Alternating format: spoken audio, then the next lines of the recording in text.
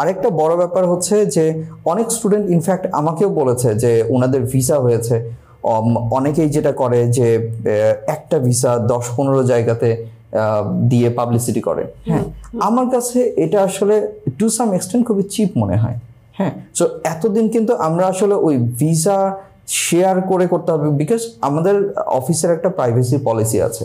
আমরা কখনোই কোনো ক্লায়েন্টের ইনফরমেশন তার পারমিশন ছাড়া অন্য কারোর সাথে শেয়ার করি না। ইনফ্যাক্ট আমাদের প্রাইভেসি পলিসি এতটাই স্ট্রং যে আমরা অনেক সময় দেখা যায় যে কোনো ক্লায়েন্টের ইনফরমেশন তার ফ্যামিলি মেম্বারের সাথেও শেয়ার করি না।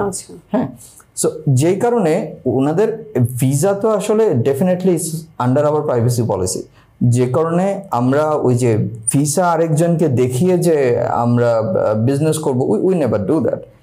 এই জন্য আপনি হয়তো সোশ্যাল মিডিয়াতে দেখবেন না যে আমাদের যত ভিসা হচ্ছে আমরা সবকিছু বিয়ে করছি।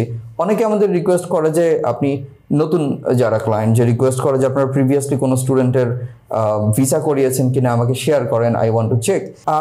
আমাদের কথা একটাই, we follow a very strong privacy policy and we usually call it customer client relationship, something like that. আমাদের প্রসেসটা সিম্পল, আমরা কোনো কিছু শেয়ার করব না, so you take it or leave it, stuff like that.